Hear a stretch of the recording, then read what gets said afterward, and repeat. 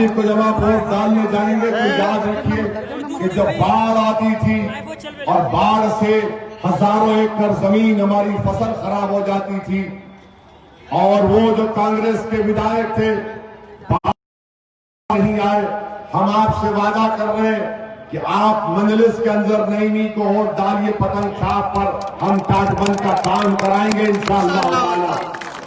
और अगर बाढ़ आती है तो बिहार सरकार का जो रूल है, जो कानून है कि जिस किसी की जमीन में बाढ़ आती है 5 डिसमिल जमीन उसको मिलना या उसका मुआवजा मिलना, वो काम मजलिस इत्तेहादुल मुस्लिमीन अंजर नईमी साहब कराएंगे आपके लिए। मेरे अजीज दोस्तों, एक और बात जिसका हमसे यहां पर कहा गया कि हमारे आजादी की लड़ाई में जो मुजाहिद आजादी थे बहादुरगंज के अली मस्तान साहब के नाम से बस टर्मिनल बहादुरगंज में बनना चाहिए, बराबर बनना चाहिए। अली मस्तान साहब की मुजाहिदीन की कुर्बानियों की वजह से ये देश की आजादी मिली, और हम उनको खराज अकीदत पेश करने के लिए यकीनन उनके नाम से बस टर्मिनल उनके नाम से मौसूम करेंगे इंशाअल्लाह।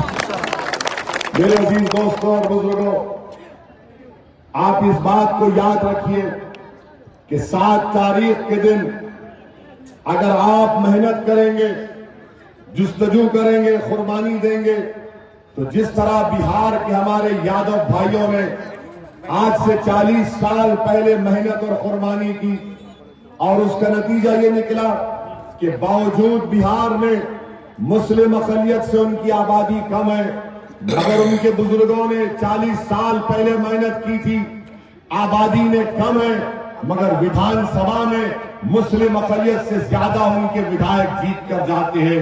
मैं हमारे बहादुरगंज के बुजुर्गों से गुजारिश कर रहा हूं, आप एक मरतबा यहां के नौजवानों की सरपरस्ती कर दीजिए, अंजर नईमी की कामयाबी के लिए दुआ कर दीजिए।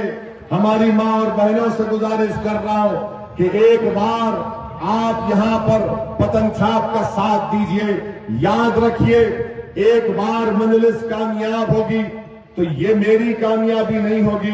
मैं पहले भी कह चुका हूं कि मैं अपनी मकबूलियत के लिए या अपनी अना की तस्कीन के लिए नहीं आया हूं। मैं यहां पर इसलिए आया हूं कि बहादुरगंज की जमीन से आपकी क़ियादत उभरे, लीडरशिप उभरे।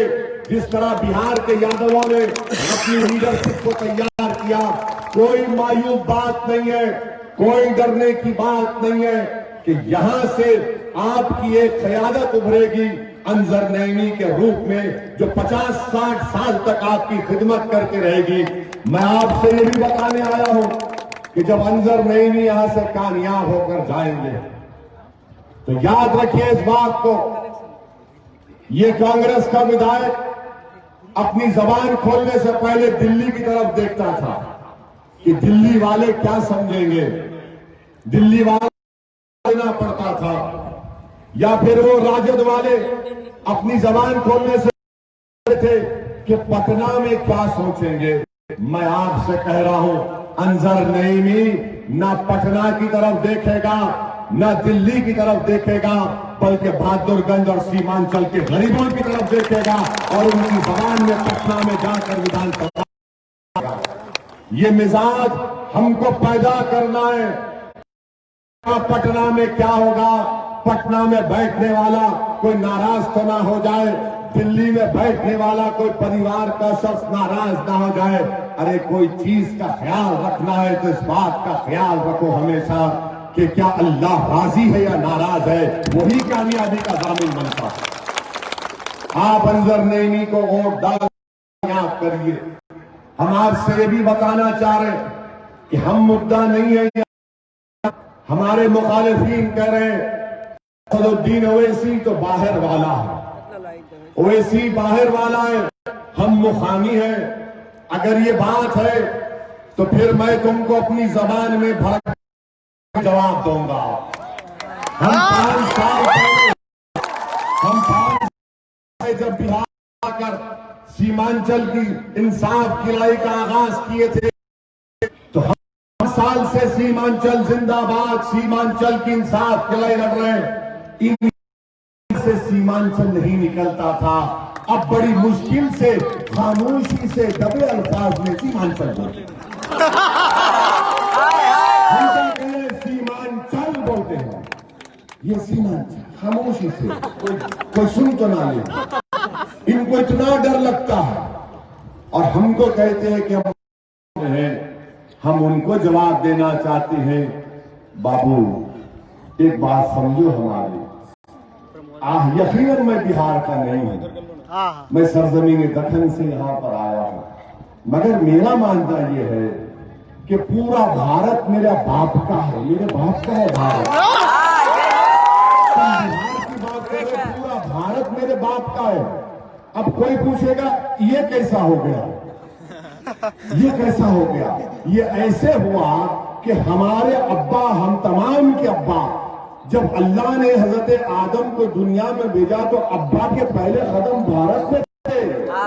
तो ये अब्बा की जमीन, जब अब्बा के कदम पड़ गए तो बाप की जमीन में बेटे को भी हिस्सा मिलता, बेटी को भी मिलता। अब बोलो तुम्हारा बाप कौन है? बताओ, पूछो तुम्हारा बाप कौन है? हम बाहर वाले नहीं है। जमीन में हमारे पहला कदम रखे तो यही रखे, तो ये हमारे अब्बा की जमीन हुई है। अब आप बताइए आपके अब्बा क्या है? तो ये हमसे जबान से मुकाबला मत करो। बड़े बड़े आकर हमसे मुकाबला तो अपनी जबान को कतर लिए बातों से। और कोई कहता है कि हमने, हमारे पिताजी ने अख्तर ईमान को मौका दिया, तुमने मौका दिया। अरे अल्लाह को मौका देता है, अल्लाह इज्जत वाला है, अल्लाह जिल्लत देने वाला है। ये कहकर ना सिर्फ अख्तर ईमान बल्कि सीमांचल और बिहार के जमीन पर बसने वाले मुस्लिम अकलियत की तौहीन की जा रही है कि हमने अख्तर ईमान को मौका दिया। तुमने क्या मौका दिया? हमने तुमको 15 साल वोट डालकर तुम्हारे को सत्ता दी, हमने तुमको हमारे वोट की खैरात दी, तुमने भीख मांगा तो हमने सत्ता कर दिया तुमको। और तुम क्या मौका दिए? हम तो तुमको मौका दिए। तुम 15 साल तुमने एम वाई कहा और एम को भूल के खाली भाई भाई भाई करते रहे। मेरे अजीज दोस्तों और बुजुर्गों, 7 तारीख को जब आप वोट डालने जाएंगे, इस बात का ख्याल रखिए कि CAA NPR NRC के ताल्लुक से कोई कांग्रेस का लीडर जब राहुल गांधी किशनगंज में आए थे, बहादुरगंज से लोग गए थे, आप तो यहां पर माशाल्लाह हमारी मोहब्बत में हमारा भड़काऊ भाषण सुन लिया है, आपको सलाम। मगर यहां से गाड़ी में बिठा रहे थे, बैठो बैठो, जाना है चलो किशनगंज जाना। क्या राहुल गांधी ने NPR NRC पर एक लफ्ज बोला? क्या राहुल गांधी ने NPR NRC पर एक लफ्ज बोला? पूरे इलेक्शन सभाओं में कौन बोल रहा है? NPR NRC मजलिस इत्तेहादुल मुस्लिमीन बोल रही। ये क्यों नहीं बोलते? ये इसलिए नहीं बोलते क्योंकि इनको डर लगता है कि बीजेपी को उनका वोटर ना भाग जाए। अरे तुम सुनिए, तुम्हारा वोटर बीजेपी को भाग जाने का डर और हमको हमारे घर से भगाने की बात हो रही है, उसके पर बात नहीं करोगे। यही इनकी मुनाफिकत है। तो हम आपसे कह रहे हैं कि जो लोग आपका और हमारा नाम लेने से डरते हैं उनको हराइए। जो हमारा नाम लेने से डरते हैं उनको, वो आपके वोट के मुस्तहिक नहीं है, इनको वोट मत दीजिए। कह रहे कि हमने भारत की पार्लियामेंट में नरेंद्र मोदी की सरकार के सामने 306 MP, नीतीश कुमार के 18 MP, ये कांग्रेस के 55 MP बैठे हुए थे और इनका एक 50 साल का नौजवान भी है। 50 साल में तो नौजवान हो सकता है तो जवानी भी शर्मा जाएगी। ऐसी बात है तो मैं 70 साल तक ही जवान रहूंगा इंशाअल्लाह।